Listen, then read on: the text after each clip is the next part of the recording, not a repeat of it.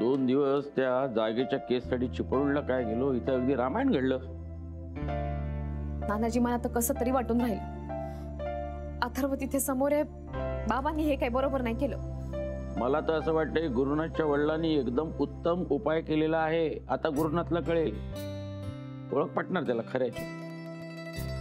शनया बायको म्हणून कशी युसलेस आहे हे कळेल, 8 दिवसातच कळेल. हा,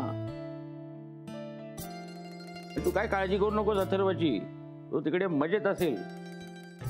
मी तुला सांगतो एक गोष्ट निश्चित आहे, तो तिकडे उपाशी तरी नाही राहणार. नाही, उपाशी नाही नानाजी,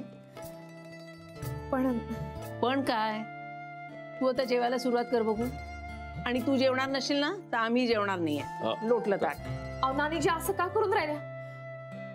अहो अथर्व तिथे समोर उपाशी असेल, मी अशी कशी जीव? ईशाने आता त्याला काही बनवून घालायची नाही, सारखी हॉटेलमधनं काही ना काहीतरी मागवत राहते. आणि तुम्हाला तर माहितीच आहे ना, हॉटेलचं त्याला काही जमत नाही. अगं 2 दिवस हॉटेलमधलं खायला लागलं ना तर खाऊ दे. मुलांनाही तेच खाऊन कंटाळा येतो ग. कंटाळला की आपोआप येईल तुझ्याकडे परत. आणि बाबांकडे जाण्याचा हट्ट करत होता ना सारखा, त्याच्याही लक्षात येईल की इथे आपल्याकडे जे सुख आहे ना त्याला ते त्या घरात मिळत नाहीये. हाल होत आहेत आपले. नाही, दुसरं कसं आहे, मुलं जरी बोलत नसली तरी त्यांना कळतं बरोबर. आपल्याला कुठे तो ना गेलेत 2 जण बाहेर चाट का फाट काहीतरी खायला. समित्याला सुद्धा ना त्या शनयावर राहून खाणेरडा खायची सवय लागलेली आहे. गुरुजी बाबा कुठे? ते त्यांच्या मित्राकडे राहायला गेलेत. का? नाही, गुरुची आईच म्हणाली की दिवसभर आम्ही इथे थांबू आणि रात्री झोपायला तिकडे जाऊ, म्हणजे इथे सगळ्यांचा गोंधळ नको. गोंधळ कसला यात आता? नाही म्हणजे त्यांना जरा अवघडल्यासारखं वाटलं. नाही, ते वाटलंही नसतं एखाद वेळेला, पण आपली समिधा काही कमीची नाही ना. नानीजी, तू काही बोलू नकोस, काहीच बोलू नकोस तू. काय काय चाललंय काय? हे बघे, मला कळलं पाहिजे हा काय झालंय ते. अहो नाही, त्या इथे राहिल्याही असत्या हो, त्यांना नसतं वाटलं अवघडल्यासारखं. त्या समिधानी 4 शब्द बोलून दाखवले, मग त्यांना काही प्रशस्त वाटे नाही इथे राहणं. नाही, येऊ दे, आज तिला बघतोच मी, घराबाहेरच काढतो. नाही, हे सत्कर्म एकदा आता होऊनच जाऊ दे. नानाजी, असं काऊन बोलून राहिले तुम्ही? कुठे चुकलंय समिधाचं? नानीजी, आपण तिला समजून घ्यायला हवं. तसंही नानाजी, मी तुमच्यावरती किती दिवस अवलंबून राहू? अगं, आणि तुम्हीच म्हणता ना का आपण स्वावलंबी व्हायला पाहिजे म्हणून. आणि कुणाचाच आधार आयुष्यभर पुरत नसतो. मग अशी कशी अवलंबून राहू तुमच्यावर? किती दिवस तुमच्या आधारावरती जगू? नाही राधिका, तुझं म्हणणं बरोबर आहे, पण तुला स्वावलंबी होण्यासाठी स्वतःच्या पायावर भक्कमपणे उभं राहायला पाहिजे.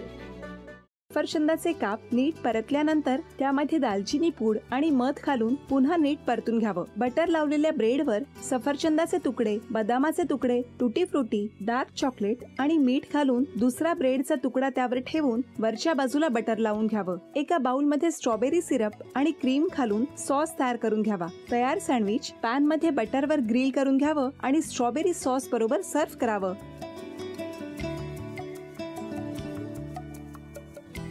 हे जेव्हा बोलत होते तेव्हा मी बघत होतो की या दोघांनी स्वतःचा संसार उभा केलाच, पण स्वतःच्या संसाराबरोबर अनेकांच्या आयुष्यात आनंद निर्माण केला. तो आनंद महत्त्वाचा. हसत राहा, आनंदी राहा असं म्हणत शुभेच्छा देऊया.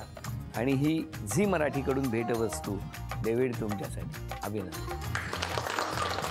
आणि वहिनींना तथास्तू पुणे यांच्याकडून ही पैठणी. अभिनंदन.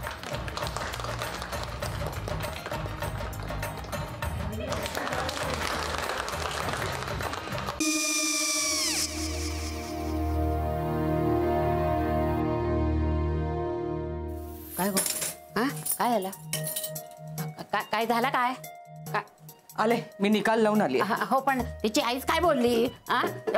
तिला वाटलं का सगळ्या निशाने आपल्या चुका कबूल केल्या का? आई, मी चांगलं सुनावून आली आहे. हं. त्या तिची बाजू घेत होत्या पण मी लक्ष दिलं नाहीये. खूप झालं आता. चांगुलपणा खूप झाला. मऊ दिसलं ना की कोपऱ्याने खणतात ना माणसं, ते असं. अगो पण आईच म्हणली काय तिची, पटला काय ती का? मला माहिती. आई मी तुम्हाला नंतर फोन करते. हो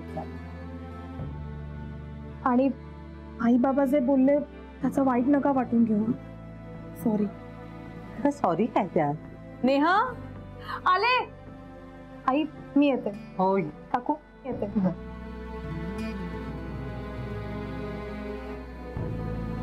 सावकाश जाग. हो हो. मग काय काकू, कधी उडवता लग्नाचा बार? बघूया.